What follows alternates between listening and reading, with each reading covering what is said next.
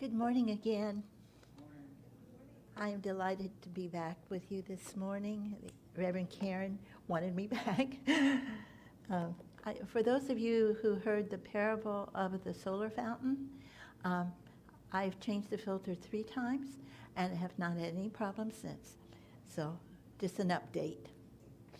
Okay, first of all, I was listening. I listen usually on Sundays when I'm not here, and I was so impressed with, not that you have to impress me, but I just loved your answers last week to some of the questions that Reverend Karen asked you. And it made me rethink a little bit about how I wanted to do my morning talk, because I don't want to belittle you. We're going to cover some things that you may already know, but I hope to give maybe occasional insight, or maybe something you did a different perspective with some of the things that you use already. Okay? And then afterwards you can tell me what you use so I can pass them on to other people.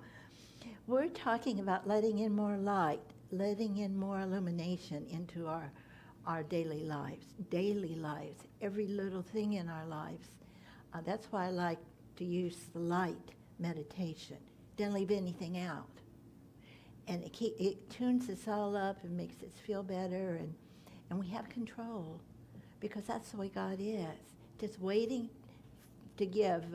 If any of you have ever seen the, I think Amazon Prime channel has a movie documentary on the law of attraction.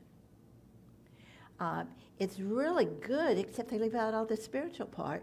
It's just all the routine, what you need to do to be able to manifest things. And it leaves out the spiritual aspect. So I've included some of that today. So I may be going over some things you already know, but you can't do the law of attraction and not have the spiritual in if you want to progress spiritually. So we're going to start from the very beginning. When did illumination come into consciousness in general? Of course, it's always been there. It's part of God. But how did it get here in us? So in Genesis, in the beginning, when God created the heavens and the earth, everything was here. He created it. The earth was formless and void. The darkness covered the face of the deep, while a wind from God swept over the face of the waters. Then God said, "Let there be light." And there was light. And God saw the light was good. And God separated the light from the darkness. He called the light day, and the darkness he called night. And that was the first day. Now, metaphysically, we interpret that as that's when illumination came to us, made available to us. That's when the light is here for us. But I want you to also notice God's in the darkness. God created the darkness. God creates our the void is still in God, or God is in the void. God is in our troubles. God is in our problems. So don't feel alone or that you failed. Sometimes people, how come it's visiting me again, You didn't fail. You didn't fail. You recognize it. You recognize it. And this too shall pass. Just keep on keeping on. Okay, just a few definitions so you know where I'm starting. Divine mind creates. It can't help but grow. You feel that push, whether you're in a light meditation or any meditation. We have to grow in some part of our lives to feel alive. Darkness is defined as the absence of truth. This comes from The Revealing Word by Charles Fillmore. Darkness is the absence of truth. Light it's the true light is the absence of the true light in our consciousness. Excuse me, I haven't talked for a while. Darkness represents undeveloped capacity. It's hopeful. All possibilities are when you're not feeling the light or not feeling inspired. That's because there's so many possibilities that we need to just form a possibility for ourselves. Pick one and see what happens. It also is our early patterns when we're maybe trying to start something that we haven't tried to work on before or treat. Maybe it's a habit we've always had and we're trying to break. Okay, we feel, oh, this is silly, when you're not, maybe in the beginning, not seeing and not applying things like you will later, you feel like a failure. Keep on keeping on, because God's there encouraging you through whatever you're working on in you for the highest and best of not just you, your loved ones, and of the world. God is expanding through us. Now the light, of course, the light is full of life, is full of understanding. It's a symbol of wisdom. Light is also a symbol of love, and of course we use the white light. That's why we went through this today. So anything is possible when you have hope, and then faith, and learn to trust and build your trust in what you're working on. Because you can do it. It may change along the way. You will change along the way. If you didn't need to change, you'd be manifesting it already, or you wouldn't be working on it. So you're going to change. Don't give up just because you don't feel it yet. You don't think you've overcome it yet, or whatever thoughts are entering it. Say, oh, hogwash, oh, cock-a-doodle-doo. Just get them out of you. Day represents the state of mind in which our intelligence operates.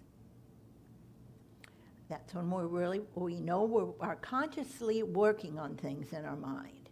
It's coming to you. And when you're off of that, things will come up and say, why am I thinking that? Or why am I doing that? I know better. That's what day is. Now, night represents the time that we may be pondering things. We're not doing a lot of productivity in the way of growing, but we're pondering things, shaking things up a little bit, but not making any major decisions. That's what the night represents. It's not bad. It's just a part of the process. Now, how does this work? Why do I talk like I do? And this is hard to explain, and I'm following up on Reverend Karen, did our 5 main principles in unity. And because there is so much to it, and we only have 20 to 30 minutes in the morning, Sunday mornings to go through it all. But we are part of the light. God is the light. Sometimes the connection is described as God is, we are. It could be a drop of water as part of the ocean. We have some of the same attributes, but we are an individual consciousness. We are given choice to help create for this dimension in which we live. And each of our worlds are different. We are created different for a reason, so we can fill all the niches with God, with whatever comes from that. So we plug in to our I am, which is our sense of identity and spirit, which then opens up what comes to mind for me, the best way for me to understand it. Some of you you're not as old as I am, but you may have seen the picture of Jesus knocking at a door, but the handle of the door is on the inside. When we are in our I am consciousness, knowing that we're more a part of the whole, Christ consciousness draws us in. We let the Christ in to help us move forward. But we have to choose. We have to choose that part. We have to open the door by identifying with what we think our identity of God is, and that opens the Christ consciousness to us, God consciousness to us. Okay, I could read what Charles Fillmore wrote about it, but he's hard to understand, so if you want to hear it, see me afterwards, I'll read it to you. One of the points he makes over and over again in many of his books is, but we have to do our work consciously. We have to keep bringing it up in our conscious mind to help regulate our thoughts and our negativity, or to get it into our subconscious mind. Because there are things in our subconscious mind that may stop us, or get us down in the dumps, or we think, oh, we can't do this, or this is not my path. Okay. Keep your conscious mind looking out for those kinds of thoughts and feelings. Dismiss those that you need to dismiss that are standing in your way. Think of your end goal. Don't worry about how you're getting there. Think of your end goal. Now, you're lucky that you're in a spiritual system, we call it mental health, where we use mental things like our thoughts, because we can make a real difference in the world. And they all come from Scripture, and a lot of folks have, that are in New Thought, we thought we were escaping traditional Christianity, those of us who were raised in a traditional, with a more traditional approach. But really, when you look at it metaphysically, it's all there and it makes sense. So when I get lost or think I'll try to find something, resource from the root, from my Christian root, that makes sense. And so don't give up on Scripture. Just be open to new interpretations in your heart and mind. Trust yourself. Trust the Spirit within you. So the law of attraction. We practice that. We try to use it. So what is it? The law is the thoughts that we think, especially again and again and again, will attract to us. Thoughts held in mind produce after their kind, the old adage for us. That's one of the first things I learned when I joined Unity 50 years ago this year. Thoughts held in our mind are frequent thoughts, not the ones that we say, okay, this is what I'm going to do.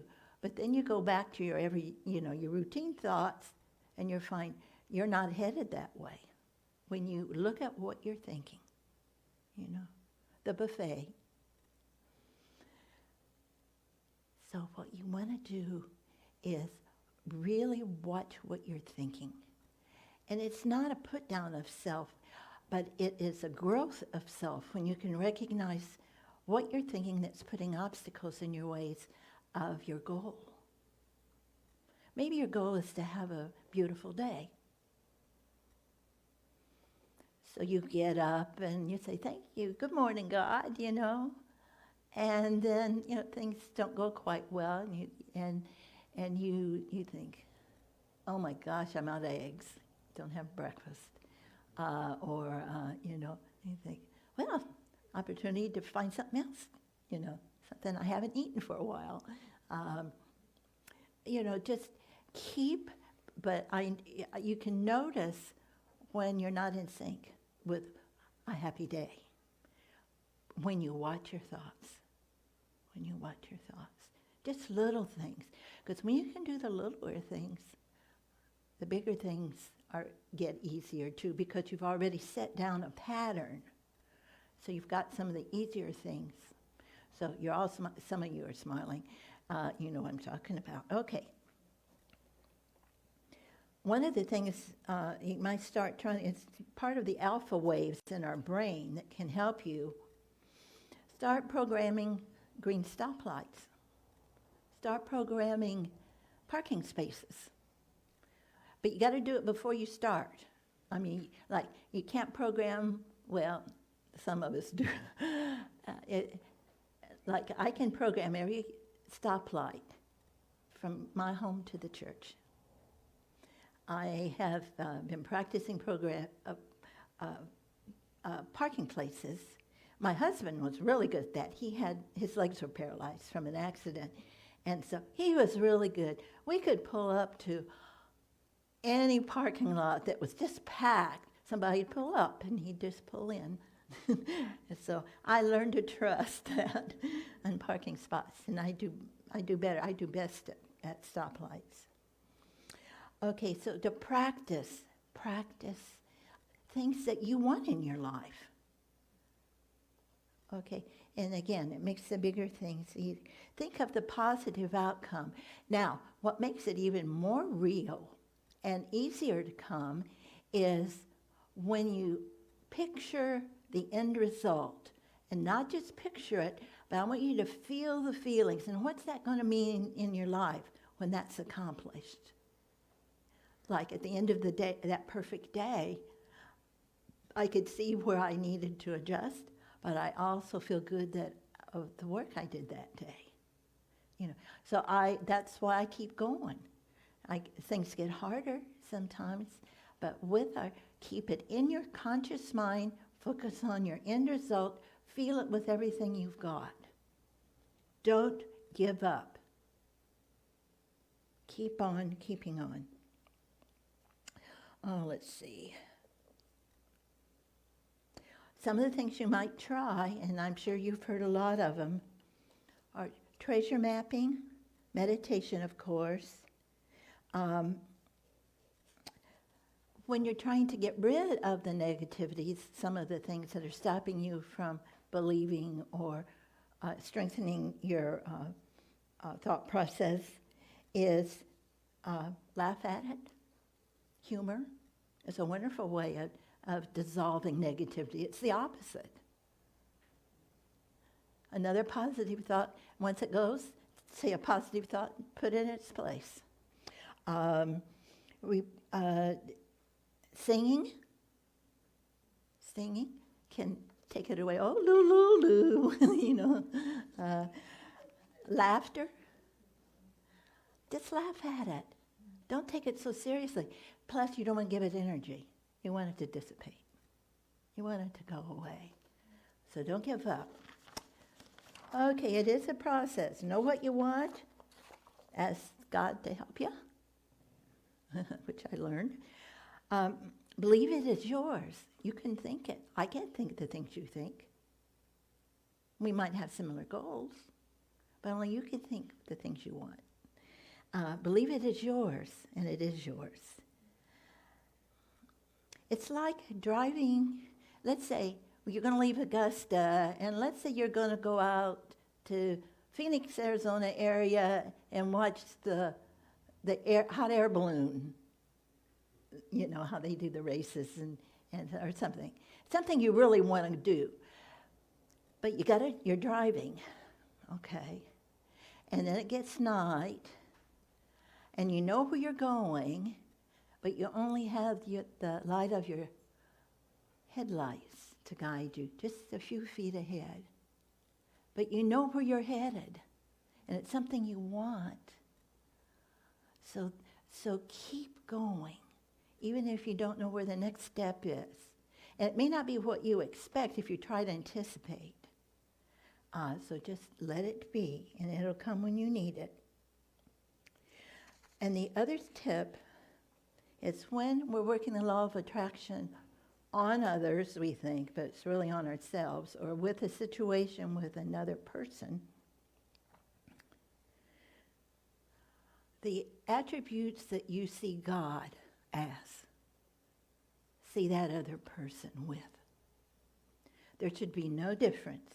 God has power, yes, but that other person has the same attributes that you have, that were inherited. So when you're working with the other person, remember their attributes.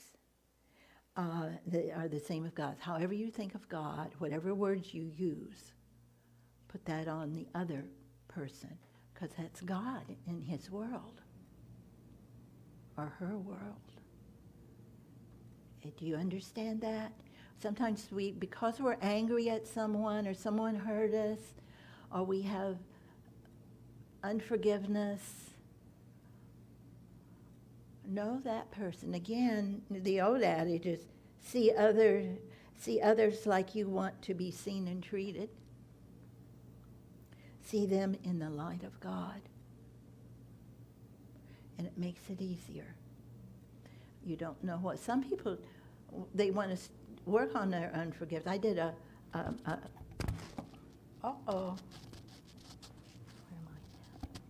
Excuse me, just a minute. I'm not used to these.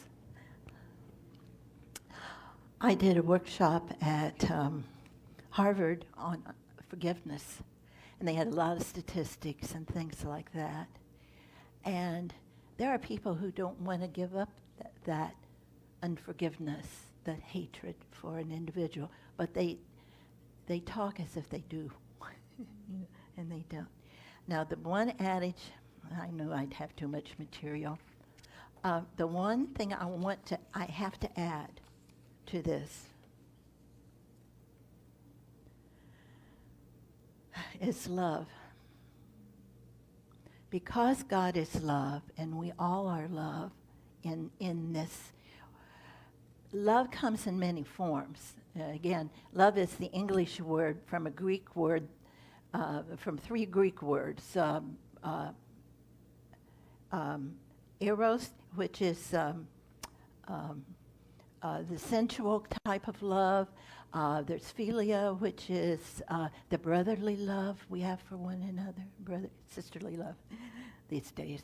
And then agape, which is our spiritual love. But in our language, it's just the word love. The Bible really addresses a lot more the brotherly love, beholding the Christ in one another in the Bible, the brotherly love and the spiritual love as well. So know that you've got to include love in this. Love is like, will magnify whatever effort when you do it with trying to project a loving sense, even though it's difficult at times. It will magnify the possibilities for you. So whatever you do, do it in love. We've heard that. But especially when you're doing the law of attraction. Especially when you're doing the law of attraction. Okay. I want to, I guess I better end. Well, put God first. Let there be light. And it is good. Okay. Thank you.